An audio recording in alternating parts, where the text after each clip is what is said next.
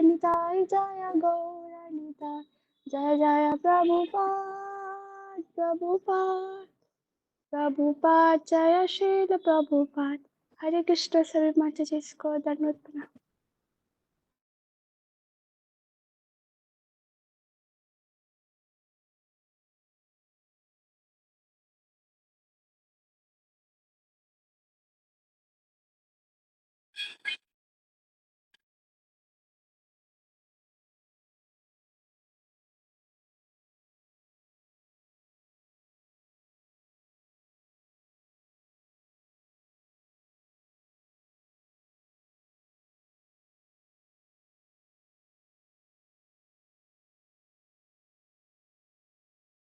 हरे कृष्णा। मेरा आवाज आ रहा है सही से? कोई बैकग्राउंड साउंड तो नहीं आ रहा? ऑलराइट, तो हम लोग स्टार्ट करते हैं। एक बार ग्रुप में कोई वक्त रिमाइंडर डाल दें कि क्लास स्टार्ट हो चुकी है। जब भक्त लेट आते हैं तो आपसे स्टार्टिंग में एक भक्त आकर के कीर्तन सेवा कर लेगा 5 मिनट का, तो फिर हम लोग टाइम पे बिगिन करें। तो हम लोग पहले मंगलाचरण कर लेते हैं। मैं जरा अपना बैकग्राउंड पूरा सेट कर दूं। ओम अज्ञानतिमिरान्धस्य ज्ञानञ्जनशलाकया चक्षुरुन्मीलितं येन तस्मै श्रीगुरुवे नमः। श्रीचैतन्यमनोऽभीष्टं स्थापितं येन भूतले स्वयं रूपा कदा मह्यं ददाति स्वपदान्तिकं। वन्देऽहं श्रीगुरुं श्रीयुतापदकमलं श्रीगुरुं वैष्णवांश्च श्रीरूपं साग्रजातं सहगना रघुनाथं तं सजीवं सावधेतं सावधूतं परिजन सहितं श्रीकृष्ण चैतन्य देवं श्रीराधा कृष्ण पादान् सहगण ललिता श्री विशाखान्वितांश्च। हे कृष्ण करुणा सिंधु दीनबंधु जगतपते गोपेश गोपिका कांता श्री राधा कांता नमोस्तुते। तप्त कांचन गौरांगी श्री राधे वृंदावनेश्वरी वृषभानुसुते देवी प्रणमामि हरिप्रिये। वाञ्छाकल्पतरुर्भ्यश्च कृपा सिन्धुभ्येव च पतितानां पावनेभ्यो वैष्णवेभ्यो नमो नमः।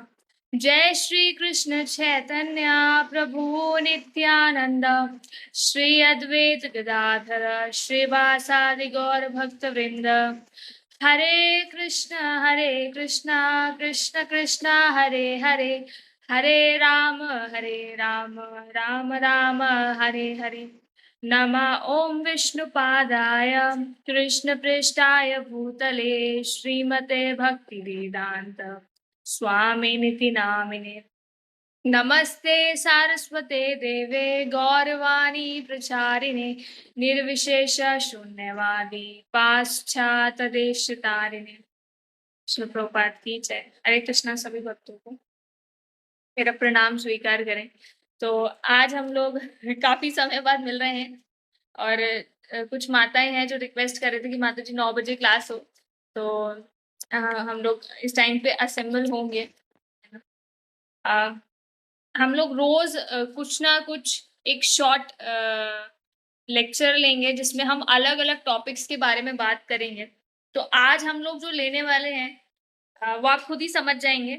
एक स्टोरी से शुरू करेंगे, है ना। एक बार की बात है, जब आप सबने आइजैक न्यूटन का नाम जरूर सुना होगा। बहुत बड़े साइंटिस्ट रहे हैं। इतना ज्यादा लोगों को इनके बारे में सुनने को मिलता है। मतलब आज के टाइम पे भी इतने साल हो गए, इवन हमारे बहुत सारे यूनिट्स जो हैं फिजिक्स के न्यूटन लगाते हैं हम लोग, है ना। तो एक बार क्या होता है कि आइजैक न्यूटन जो है मतलब वो बहुत ही स्ट्रॉन्ग बिलीवर होते हैं भगवान के। तो एक बार ऐसा होता है कि एक सोलर सिस्टम पूरा का पूरा जिसमें सूरज है, चंद्रमा है और बाकी सारे प्लैनेट्स हैं, वो सब नजर आते हैं और उनको प्रॉपर सेट करा है एक सिस्टम पे। तो एक टेबल पे वो रखा हुआ रहता है, एक बड़ी सी लार्ज डाइनिंग टेबल होती है, उसमें रखा हुआ रहता है। अब होता क्या है कि आइजैक न्यूटन जैसे ही रूम में एंटर करते हैं तो वो बोलते हैं कि कितना बारीकी से सारी चीजें इसमें है, कितना फाइन जॉब करा है, अलग अलग साइज के प्लैनेट है, एक ही साइज नहीं है। हम वैसे अपना साइंस में भी पढ़ते हैं कि भाई सन का साइज सबसे बड़ा है, बाकी प्लैनेट्स हैं, ऐसे करके। तो बोल रहे हैं कि इस तरीके से, और इनकी आप देखिए इनको कितनी दूरी पे रखा है ताकि सूरज से वो जले भी ना। जैसे पृथ्वी का बताते हैं, हमारा अर्थ का, अर्थ जो है वो अगर हल्का सा दूर हो जाए, हल्का सा दूर खिसक जाए सन से, सूरज से, तो गर्मी और मतलब बोलते ना और डाउन हो जाएगा, टेम्परेचर ठंडक पड़ जाएगी, और हल्का सा पास में आ जाए तो हम जल जाएंगे। तो ये कैसे सेट हुआ है, ऐसा वो कहते हैं। फिर वो कहते हैं कि यहाँ पर आप देखिए ना, सारे के सारे जो ग्रह हैं वो घूम रहे हैं। ऐसे बोलते हैं ना कि रोटेशन होता है उनका, तो ये रोटेशन भी बहुत स्पेसिफिक है। तो आइजैक न्यूटन का एक दोस्त होता है, वो एथीस्ट होता है। एथीस्ट समझते हैं ना, नास्तिक होता है। तो वो ऐसे कहता है कि इतना क्या, मतलब आप इतना तारीफ कर रहे हैं, अगर कर ही रहे हैं तो ये जो जिन जिन लोगों ने मिलकर के इसे बनाया है, जिसने मिलकर के बनाया है वो, तो वहां पर वो बोलते हैं कि ये बनाया किसने है। तो न्यूटन बोलते हैं कि ये तो किसी ने भी नहीं बनाया, ये तो अपने आप बन करके आ गया है ना। तो वहां पर वो बोलते हैं मतलब न्यूटन बोलते हैं इट जस्ट पॉप्ड आउट, एकदम से, जैसे बिग बैंग थ्योरी का बोलते हैं ना कि एकदम से ब्लास्ट हुआ और सब कुछ बन गया। तो वो बोलते हैं ब्लास्ट हुआ था और ये पूरा ग्रह बन गया, ये सारा सिस्टम बन गया। उन्होंने बोला ऐसा थोड़ी होता है। तो फिर उन्होंने यूं बोला कि अगर ये छोटा सा मॉडल जो आर्टिफिशियल है, इसको भी किसी ने बनाया है, तो यहाँ पर हम देखते हैं इतना बड़ा सिस्टम, ये पूरा का पूरा सिस्टम जहां पर हमारी अर्थ है, पूरा 14 प्लैनेटरी सिस्टम, ये जब होते हैं, ये सब किसने बनाया है। तो वहां पर वो लेकर के आ सकते हैं कि everything is there in the hand of God.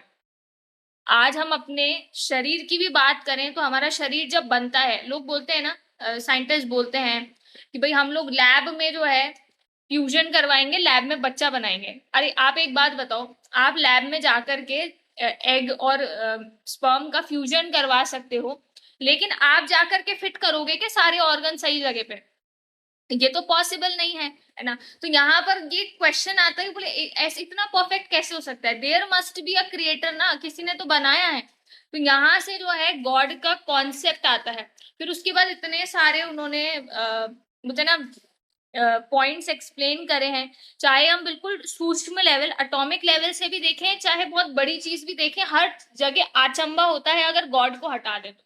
बोले ये कैसे बना। आज के टाइम पे कितनी मूर्खता है। एक साइंटिस्ट हैं, आप जानते होंगे, डार्विन करके, अब तो नहीं है, तो उनकी इतनी फिलॉसफी है। ऐसे भी बोलते हैं कि भाई हम लोग जो है, हम लोग बंदरों से आए हैं। हम लोग कभी के टाइम पे जैसे सबके सबके एम्ब्रियोज जो एम्ब्रियो को हिंदी में क्या बोलते हैं, ठीक है, तो सबका जो जब गर्भ में जो शिशु होता है, जीव होता है, वो सब ना अलग अलग जानवरों का मैच करता है। तो वो बोलते हैं कि हम सब जो है कॉमन एंसेस्ट्री शो करते हैं, हम सबके एक ही सीड है, एक तरीके से एक ही हमारे वो बोलते हैं ना, हमारे पूर्वज एक ही रहे हैं। तो ये वाली चीज बताते हैं, हाँ हमारे पूर्वज तो एक ही हैं, हमारे पूर्वज ले दे करके राम कृष्ण हैं, लेकिन इसका मतलब ये नहीं है कि हम लोग जो है बंदरों से आ रहे हैं। तो यहाँ पर बहुत सारी चीजें हैं जो हम लोगों को पूछना चाहिए, बिकॉज हम हमारा आज का टॉपिक है साइंस ऑफ सेल्फ रियलाइजेशन। आत्म साक्षात्कार करने निकले हैं हम लोग। हम लोग क्यों यहाँ पे जुड़ते हैं आकर के। आप लोग कृष्ण के बारे में जानना चाहते हो, कृष्ण के बारे में क्यों जानना चाहते हैं। एक सवाल छोटे बच्चे से भी पूछेंगे ना तो वो यूं बोलेगा आपको कि वही एक व्यक्ति है जिसको जाना जा सकता है। जैसे हमारे लाइफ में छोटी छोटी सी प्रॉब्लम्स आती हैं, जैसे सपोज करो घर में कोई बीमार हो गया, तो हम क्या करते हैं, बोले यार घर के देवी देवता ढोक लेते हैं। लेकिन आप ये सोच करके देखो, समस्त संसार के जितने भी देवी देवता हैं वो सारे के सारे कृष्ण के अंडर में काम करते हैं, और हम बोलते हैं कि हम जा करके जरा नौकरों से बात कर लें, लेकिन हमें परम भगवान के पास जाना चाहिए। श्रीला प्रभुपाद जी एक बार बहुत ज्यादा बीमार हो गए थे। उनको ना उस टाइम की बात है, उनको टाइफाइड हुआ था, टाइफाइड ही हुआ था ना। तो ऐसा हुआ था कि उस टाइम पे उस बीमारी का कोई इलाज नहीं था, है ना। तो जो बाहर के डॉक्टर्स आए थे, अंग्रेज डॉक्टर्स, वो यूं कहते हैं कि इसका कोई इलाज नहीं है, आप इनको चिकन सूप दो, है ना। और वो प्रभुपाद जी को पिलाने के लिए बोला गया। उनकी मम्मी तो बेचारी इतनी वो हो गई, बोले कैसे भी करके मेरे बच्चे को बचाओ। तो माँ थोड़ी सी इमोशनल हो गई, बोले ठीक है चिकन सूप, ठीक है भाई। तो लेकिन उनके पिताजी ने बोला, गौर मोहन डे ने बोले ये नहीं देंगे, हमारे घर में आज तक लहसुन प्याज नहीं आया, आप मांस की कैसे बात कर सकते हैं। तो उन्होंने क्लियरली बोला कि अगर आपको देना है तो मेरे सामने नहीं आएगा। पहले तो उन्होंने बिल्कुल एग्री नहीं करा, बोला करना ही नहीं है, लेकिन अब बहुत ज्यादा ही जिद्दी कर रहे थे, बोले ठीक है तो फिर एक काम कर सकते हैं, बोले दे ही दो, लेकिन घर के बाहर देना। तो जैसे ही प्रभुपाद जी को जीप पे टच भी करा, पहले तो मुंह नहीं खोल रहे थे, तो उनका मुंह ऐसे ही दबा करके ऐसे जबरदस्ती बच्चे को दवा देते ना, वैसे उनको देने लगे, तो उन्होंने फटाफट उल्टी कर दी। प्रभुपाद जी के पिताजी को इतना गुस्सा आया, बोले बस बहुत हो गया, अब मैं इसको ले करके और कृष्ण की शरण में रख देता हूँ। तो उन्होंने कृष्ण के आगे ही वहीं पे उन्हें लेटा दिया और भगवान के चरणों से तुलसी पत्र निकाल करके प्रभुपाद जी के, अभय के, प्रभुपाद जी का नाम बचपन में अभय था, तो उनके यहाँ पे फोरहेड पे वहां पे रख दिया। बोला आप कृष्ण आपकी ही शरण में है, मैं तो सिर्फ हरे कृष्ण महामंत्र का जप करूंगा। और वो ये करने लगे ना, तो ऑटोमेटिकली पता है क्या हुआ, प्रभुपाद जी दूसरे दिन ठीक हो गए। तो हम लोगों को करना है श्री कृष्ण शरणम ममा, जाकर के श्री कृष्ण की शरण लेनी है ना। लेकिन इसका मतलब ये नहीं है कि आपके साथ घर में थोड़े वाद विवाद हो रहे हैं तो बोले कृष्णा अब तो ये आप सुलटा ही दो। हर छोटी छोटी चीज के लिए कृष्ण से सरेंडर होना सीखना ही चाहिए वैसे। तो अब यहाँ पर बात करते हैं कि हम सबका एक ड्यूटी है, एक स्वभाव है, हम सब किसी ना किसी की सेवा करना चाहते हैं, हमारा मन करता है सेवा करने का। आप इस चीज को फील करिएगा, अगर किसी दिन आप बिल्कुल खाली हैं, आपने कुछ नहीं करा, तो आपको लगेगा बोले क्या ही करूं, मेरा लाइफ बोरिंग है। अगर आपकी आदत होगी कि भाई थोड़ा सा यूट्यूब देख लें, थोड़ा मूवी वगैरह देख लें, तो थोड़ी देर देख लोगे, 1 घंटा देख लिया, 2 घंटा देख लिया, लेकिन उसके बाद बोर होने लग जाओगे, बोले यार ये क्या आफत ला करके दे दी, मुझे कुछ करने के लिए दो, मुझे घर से बाहर जाना है, कहीं घूम करके आती हूँ, कुछ तो काम करूं, ऐसा लगता है। बिकॉज हम लोगों का नेचुरल स्वभाव है, every living entity has this nature कि उसे कुछ सेवा करना अच्छा लगता है। लेकिन हम वास्तव में जिनका सेवा करना चाहते हैं ना, वो एकमात्र कृष्ण है। हम सोचते तो हैं कि बोले यार इसका सेवा कर लें, है ना, पति की सेवा कर लें, बच्चों की सेवा कर लें, स्टूडेंट्स की सेवा कर लें, स्कूल में किसी की सेवा कर लें, पढ़ा लें, और कुछ नहीं तो साफ सफाई कर लें, खुद को खुद के लिए कुछ अच्छा कर ले, और कुछ नहीं मिले तो जीव जंतु जो रोड पे दिख रहे हैं उनकी सहायता कर लें। तो हमारा नेचुरल स्वभाव है सेवा करना। इस सेवा करने के स्वभाव को कृष्ण में बनाइए। पता है कैसे बना पाएंगे? बहुत आसान सा है। प्रभुपाद जी बोलते हैं हमें प्रयास करना चाहिए 24 आवर कृष्णा कॉन्शियस होने का। सो तो भी कृष्ण के लिए सो, है ना। बोले मैं आराम करूंगा तो इस शरीर को कृष्ण की सेवा में लगा पाऊंगा, है ना, इस तरीके से। तो हम लोगों का सबका कॉन्स्टिट्यूशनल पोजीशन है, हमें बनाया ही ऐसा है कृष्ण ने कि हम लोग सेवा करना चाहते हैं, है ना। तो यहाँ पे बहुत माताएं हैं, मेरे को सबका थोड़ा पर्सनल लाइफ का पता है, तो हमारे एक माता जी है, मैं बिना नाम लिए बता देती हूँ, उनका बड़ा शौक है घर वालों की ज्यादा ही सेवा करने का। घर में कोई भी परेशानी होगी ना, तो सारे लोग उठा करके बोले माता जी XYZ, बोले आप आकर के मेरी मदद कर दो, इट्स लाइक दैट। और वो मना भी नहीं करते क्योंकि उनका नॉर्मली स्वभाव है सेवा करना, है ना। तो हम लोग ये देखते हैं कि हम लोग अपने लाइफ में अगर सक्सेसफुल होना चाहते हैं, सक्सेस होता क्या है? सक्सेस का मतलब हम मान करके चलते हैं कि मैं एक बहुत अच्छा इंजीनियर बन जाऊं, बहुत अच्छा डॉक्टर बन जाऊं, बहुत लाखों का बैंक अकाउंट बैलेंस हो, है ना। लेकिन आप एक बात बताओ, भगवान ने एक चीज इस संसार में फिट करके दी है, वो होता है जन्म मृत्यु जरा व्याधि दुख दोष अनुदर्शनम। दुख डाला है इस संसार में, भगवान बोल रहे हैं मैंने खुद ने पर्सनली कण कण में दुख डाला है, दुख तो देखना ही पड़ेगा। एंड वी आर थिंकिंग कि भाई हाँ ठीक है मेरे लाइफ में माता दी दुख नहीं आए, मैं खुश रहूं। कल एक बच्चा फोन करके, आई थिंक 2-3 दिन पहले की बात हुई, तो मेडिकल कॉलेज का बच्चा है, वो डेंटिस्ट है वो। तो बच्चा फोन करके कहता है कि माता दी मैं ना मतलब एक बहुत ही ऐसी फैमिली से हूँ जहाँ पे लड़कियों को ज्यादा पढ़ाते लिखाते नहीं है, और मैं और मेरी बहन ही है परिवार में, कोई भाई नहीं है। तो वैसे बता रही थी कि भाई अब हम लोगों को ही अपने फादर को और मदर को देखना है, और कुछ ऐसा क्राइसिस हुआ तो वो जॉब छोड़ करके और फिर मतलब सॉरी स्टडी छोड़ करके जॉब करने के लिए उस पे आ गई। तो वो बता रही थी कि माता जी अभी मैंने बीच में एक उसमें वर्क करा था एनजीओ में। तो वो बता रही थी कि एनजीओ वाले बड़ा पैसा खाते हैं। तो माता जी जैसे ही मुझे पता चला, मैंने उन्हें बताया आप लोग जो ये कर रहे हो वो सही नहीं, और मैंने जॉब छोड़ दी। तो एक्चुअली में हम लोग अगर अच्छे हैं, हमारा स्वभाव है ना, तो हम लोग सक्सेस को पैसों से नहीं तोलेंगे। उन्होंने पैसे से सक्सेस को नहीं देखा, है ना। लेकिन यहाँ पर सुनिए, मैं रीड कर देती हूँ। It is the duty of every human being to understand his constitutional position with God. हम सबका ये ड्यूटी है कि हमें समझना है हमें जीवन में करना क्या है, और हमारा संबंध एकमात्र कृष्ण से है। बाकी इस संसार में जितने भी संबंध हैं वो टेम्पररी हैं, हो सकता है आज है कल नहीं हो। जैसे ही हम लोग ये शरीर छोड़ेंगे, सब मरने वाले हैं ना, कोई हमेशा तो नहीं जिएगा। जैसे ही हम ये शरीर छोड़ेंगे उसी पल उसी क्षण हमारा रिश्ता इस संसार के सारे जीवों से खत्म। फिर अगले जन्म में जो बनेंगे उनसे रिश्ता जुड़ेगा।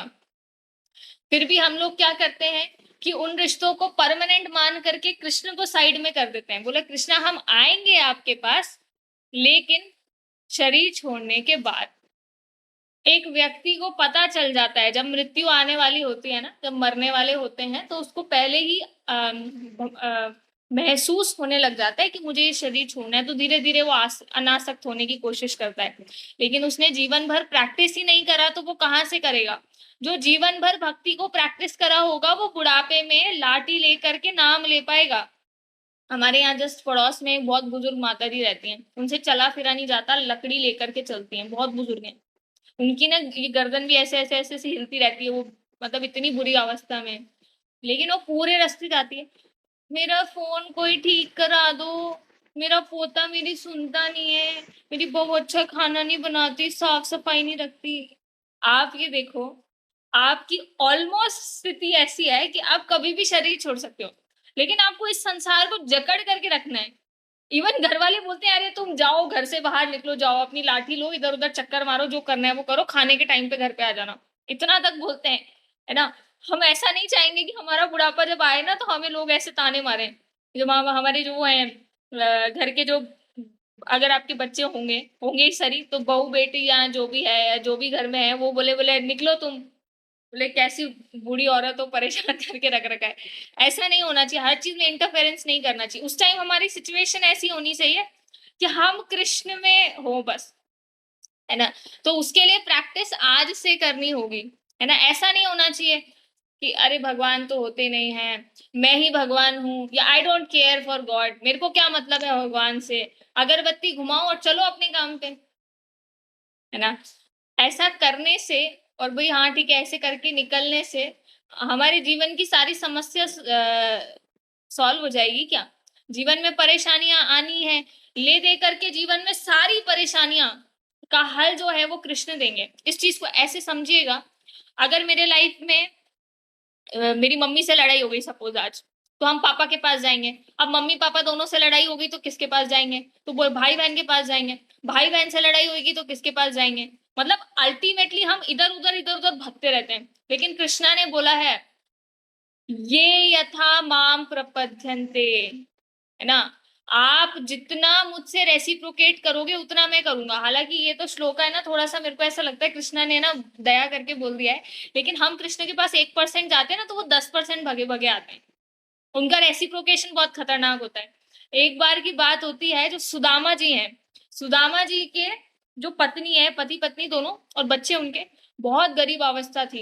इतना कि फटी हुई साड़ी है, धोती तो न जाने, सुदामा जी के पास एक ही धोती है, दो ही धोती है, उसको धो करके वापस पहन रहे हैं, उसमें जगह जगह छेद हो रखे हैं। ऊपर पहनने के लिए कुछ नहीं है, नीचे बस धोती लपेटते हैं, और उनका वो ब्राह्मणिकल सैक्रेड थ्रेड। बाहर ना एक बुजुर्ग माता आती है, वो आकर के बोलती है बेटा कुछ खाने को है क्या। पत्नी भूखी होती है, पत्नी अपने हाथ का जो बने हुए चावल होते हैं, और कुछ तो घर में बनता ही नहीं है, चावल बनते हैं, पोहे बनते हैं, ऐसी चीजें बनती है, पैसे ही नहीं होते। तो वो क्या करती है, बाहर जाती है और जा करके बोले आप ये ले लो, ये मैंने अभी बनाया है। तो वो गर्मा गर्म भोग लगा हुआ प्रसाद उनको दे देती हैं और खुद भूखी रह जाती हैं, है ना। और इसी तरीके से बताते हैं, एक बार लक्ष्मी माता आती है, लक्ष्मी देवी बाहर आती है, उनके पास बस एक जितना होता है खाने पीने का इतना सा होता है कुछ, वो दे देती हैं, एक कंड बताते हैं क्या बताते हैं, वो दे देती हैं, बोले आप ये ले लो। और वो ये जब दे देती है ना, तो पता है होता क्या है, लक्ष्मी माँ इतनी प्रसन्न हो जाती है, बोले उसने मुझे अपना सब कुछ दे दिया, है ना। और फिर कृष्ण बोलते हैं कि मुझे वो चुकाना है। तो कृष्ण कैसे चुकाते हैं, मैं सुदामा को तीनों लोग दे देता हूँ। तो एक चावल के दाने के बदले चावल की बोरी दे दो ज्यादा से ज्यादा, लेकिन आप तो पूरे के पूरे धाम दे रहे हो। बोले गोलोक भी सुदामा का। बोले प्रभु आप कहाँ रहोगे, बोले मैं कहाँ रहूंगा, मैं तो भक्तों के हृदय में रहता हूँ, मेरे को कोई जगह में थोड़ी ना रहने का है। इस तरीके का कृष्णा का एटीट्यूड है। तो हम लोग एक बार कृष्ण की शरण में आ करके तो देखें, देखिए हमारे लाइफ की सारी प्रॉब्लम अगर सॉल्व ना हो तो, है ना। ये कृष्णा कॉन्शियसनेस मूवमेंट जो है, हम जो कृष्ण भक्ति कर रहे हैं, ये कोई ऐसे रिलीजियस फैनाटिज्म नहीं है जैसे हम ऐसे करते हैं ना। हमारे कल ही एक मातारी बता रही थी, हमारा बेटा जो है वो 11 बार हनुमान चालीसा पढ़ता है, राम बाण पढ़ता है, और आदित्य स्तोत्र, मैंने तो नाम भी नहीं सुना था, मुझे लगा ऐसा भी कुछ होता है क्या, है ना। तो वो बोले ये पढ़ता है, वो ना वो भी पढ़ता है, पूरा वो चौपाई होता है रामायण का वो भी पढ़ रहा है। तो मैं बहुत शॉक्ड थी, इतना कुछ कर रहा है। उन्होंने बोला वो बच्चा इतना कुछ करता है, लेकिन उस बच्चे से अगर पूछा जाए कुछ भगवान के बारे में, लेकिन वो नहीं बता पाएगा, क्योंकि ये एक रिलीजियस फैनाटिज्म है। नियम से कर देते हैं क्योंकि बोला है बस करना है, लेकिन उसको कुछ पता नहीं है। आज वो भी इतने ऐसे बताते हैं, हम उनके संस्कृत के प्रोफेसर हैं वो प्रभु जी, तो हमें इतना शास्त्र का ज्ञान है, लेकिन वो सारा शास्त्र का ज्ञान माया के द्वारा हर लिया गया है, अगर आपने गुरु स्वीकार नहीं करे हैं। अब समझ रहे हैं। कल रात की बात है, एक बच्ची मैसेज करके कहती है कि माताजी मुझे बड़ा मन कर रहा है कि मैं ना लेक्चर सुनूं, लेकिन मुझे एनिमेटेड लेक्चर सुनना है, कुछ अच्छा लेक्चर चाहिए। तो वो उन्होंने कुछ ऐसे वो यूट्यूब पे डाला और कुछ भी ऐसे एनिमेटेड स्टोरी आने लग गई और वो भेज दिया। तो उसने बोला माताजी आप देखोगे, ये सुन सकती हूँ क्या।